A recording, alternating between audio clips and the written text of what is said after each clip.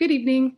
My name is Camryn Snell, and I'm submitting this presentation for the fulfillment of a graduate degree from the College of Charleston Master Public Administration program.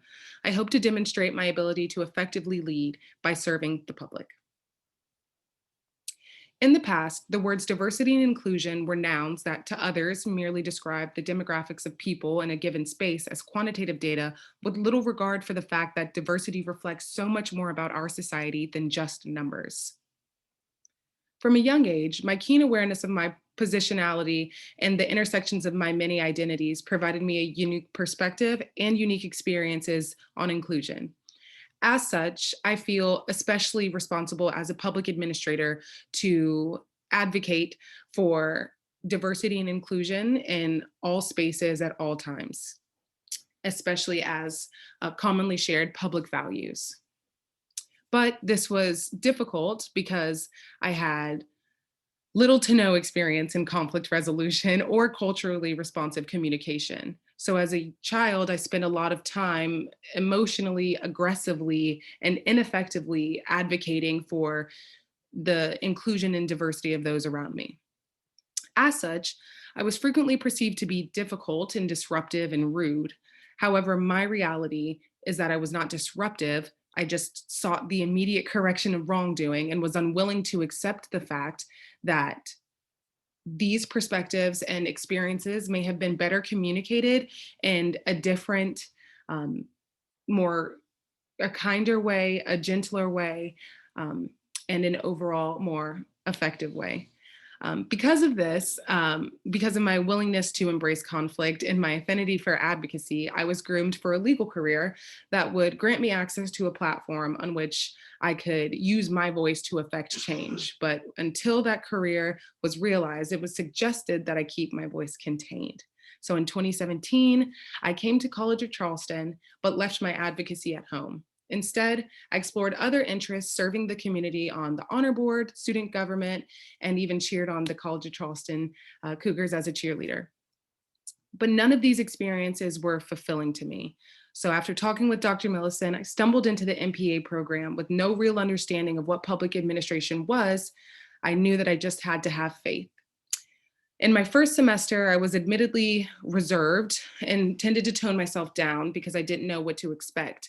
But I would soon come to learn that my voice would be bolstered by the voices and support of my peers, professors, and mentors. I quickly realized that my peers were just as passionate about devoting their voices to public service and advocacy, and that's when it clicked. I no longer had to just have faith. I had proof that I was in a program that would not only encourage me to use my voice, but expected me to use my voice to advocate for the meaningful inclusion and of diverse people with diverse perspectives in all spaces. The MPA program taught me that my voice has power, and this was a pivotal moment in my professional and personal life. Since this moment, the MPA program, and especially my mentor, Marla Robertson, and my community assistant program cohort, has supported me by challenging me to cultivate my voice to effectively apply it when leading and managing social justice efforts. In addition to nurturing my voice, I have learned as a public administrator that my responsibility is also to amplify the diverse perspectives of other in addition to including them at the table. Throughout the program, my advocacy efforts were refined by engaging in opportunities to analyze and synthesize relevant data in order to apply informed critical thinking skills throughout problem solving and decision making processes. Now I have a significantly easier and more enjoyable experience when clearly, effectively, and efficiently articulating the value in the pursuit of diversity and inclusion as public values. To me, it's clear that the workforce is rapidly changing and becoming more inclusive of diverse voices and of diverse experiences. Now I can communicate effectively to navigate these rapid changes in my daily interactions with my peers, and I look forward to centering this practice as a public servant. In the past, the words diversity and inclusion were merely used to describe the demographics of people in a given space.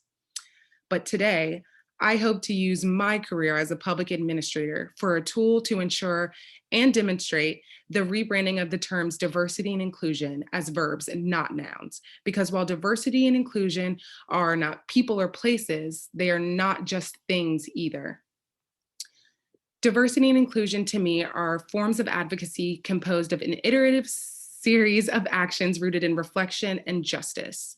I want to thank everyone for their support and guidance throughout this process, and I'm really grateful for this opportunity.